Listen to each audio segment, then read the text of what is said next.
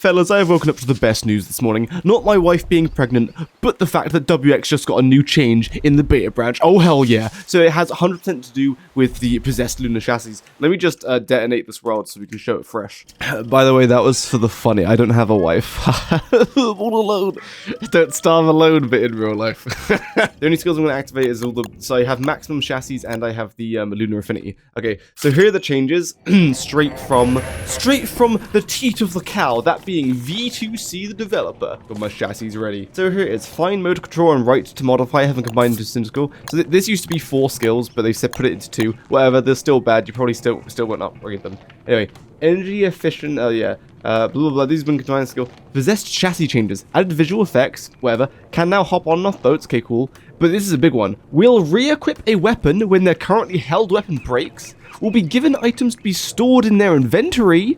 Will switch to the necessary tool to perform an action if it's within their inventory. Will equip the best weapon based on damage when switching to fight a target. Will now automatically eat food from their own inventory. And then there's a few more to do with the thing with the best chassis.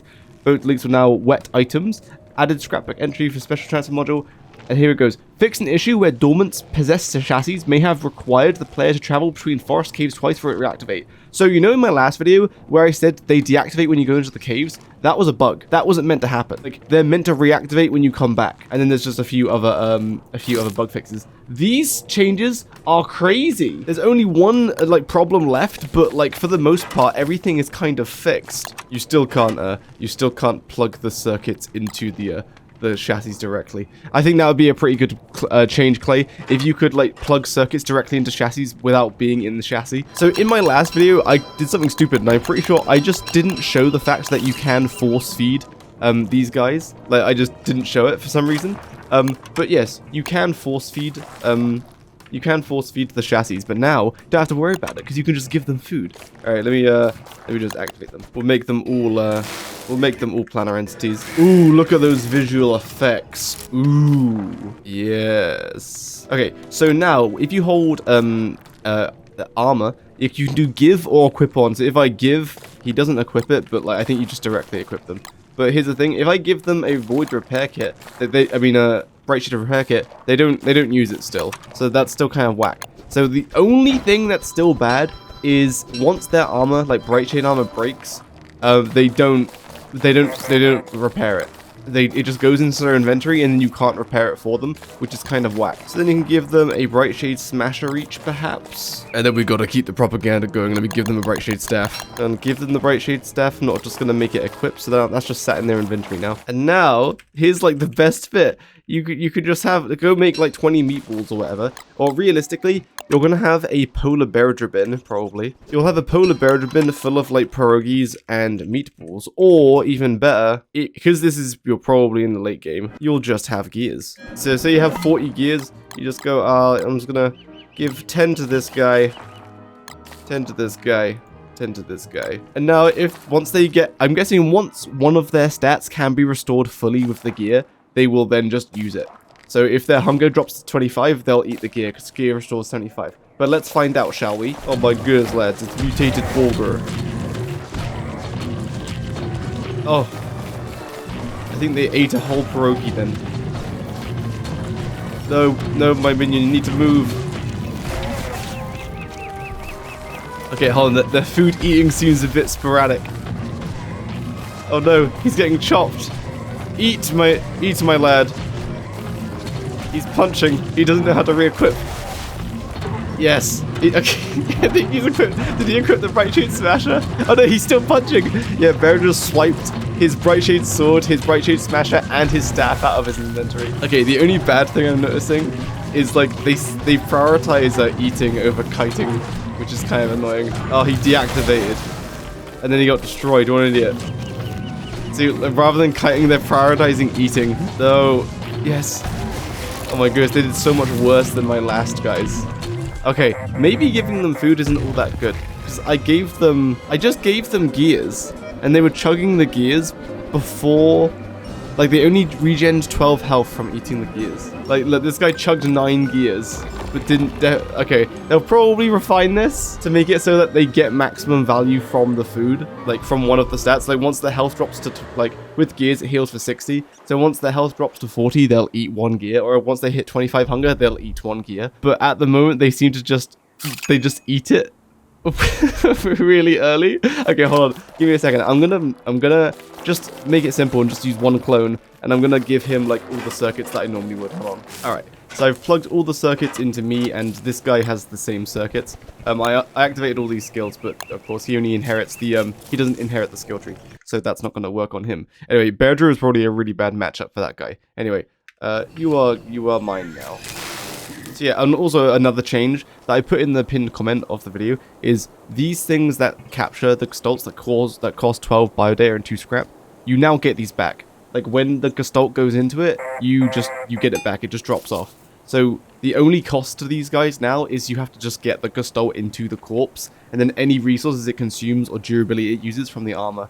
That's the only cost now, so it's pretty good. Well, it's like, it was already good, but now it's just like better. Now, Brightshade, I will say Brightshade is a bit of a one-off use case, kind of, because when Brightshade breaks, it becomes unequipable, then it goes to your inventory. If I equip this guy with log suit and football helmet, and I gave him a backup log suit and football helmet, then when the football helmet breaks, it disappears to nothing, and he just equips the new one. But Brightshade doesn't do that.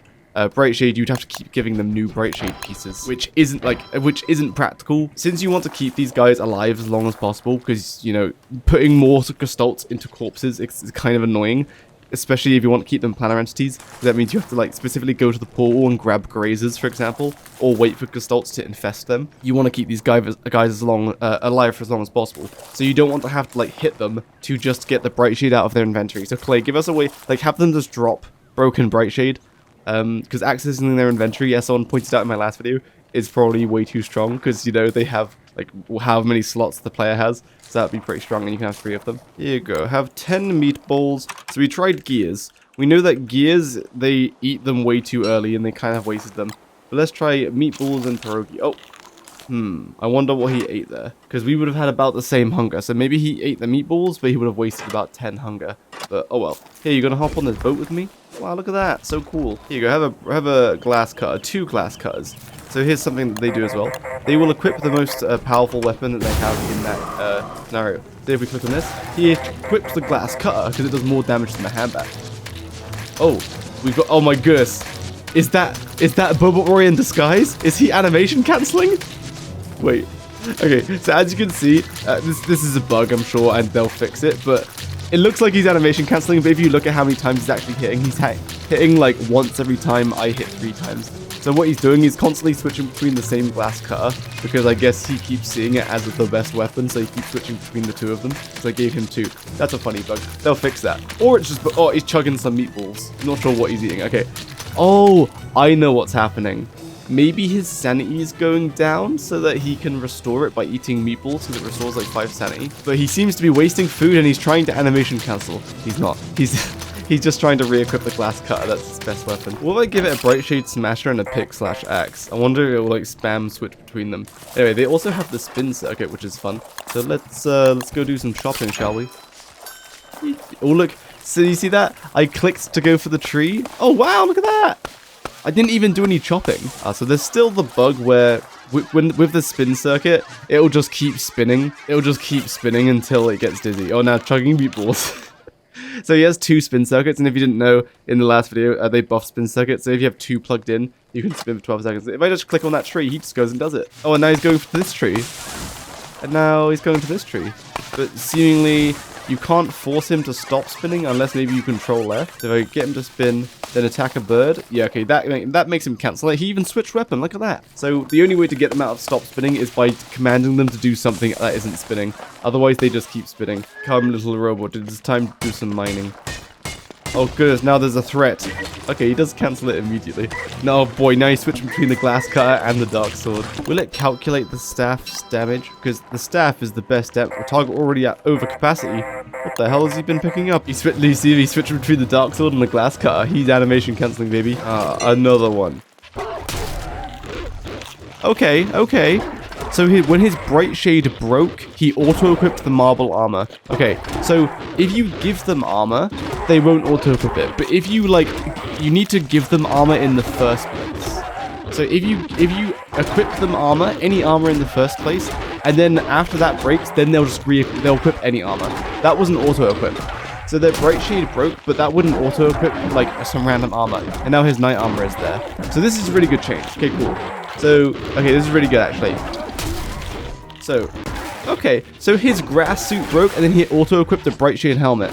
So it seems that, like, whenever any armor piece breaks, they will replace that armor piece. It doesn't have to come from, like, the same slot. All this is really good and makes it so that you, like, these clones stay alive for longer. Oh, wait. One thing I didn't show.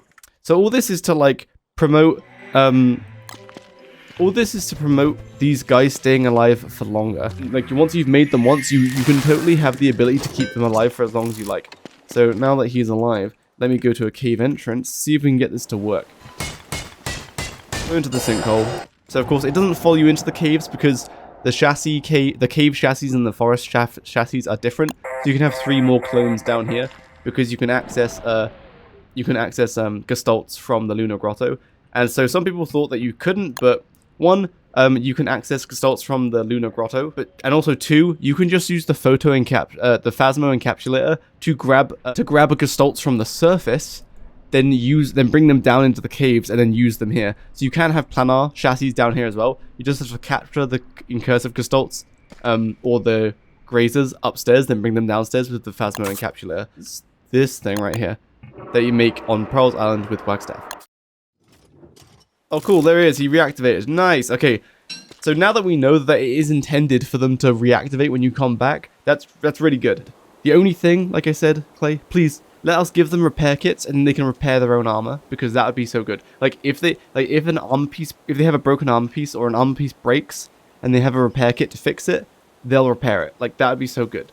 Or perhaps they repair it after they've ran out of all other armor, so that they're not just trying to repair it when they have extra armor. Because that's what I'd probably do. I'd probably give them 2 armor pieces so they're not left unprotected. Anyway, really good change. These clones just got even better, so that you don't have to micromanage them nearly as much, because they'll have the correct stuff all the time.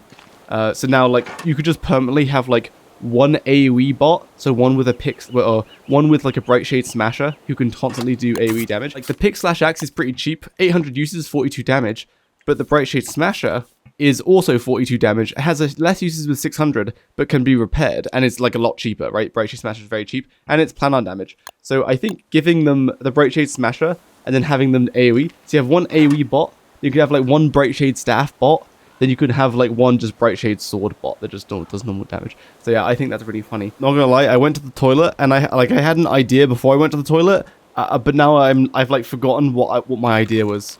The argument for them letting them use repair kits, I think, is good, because what they're doing now is they're making it so that these are like kind of not permanent, but they're long term, right?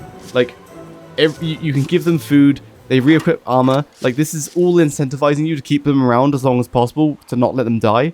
But then they can't use repair kits. So, like, they want longevity, but also they're not, like, supporting longevity by not allowing them to use repair kits. So if they can use repair kits, then we're good. I'm excited for the release. And also, I've written half of the WX guide. Like, half of this guide is done. I just need to finish it off. And hopefully I'll finish it off before release. Yeah, so it'll be cool. Anyway, I'm going now to finish that. Goodbye.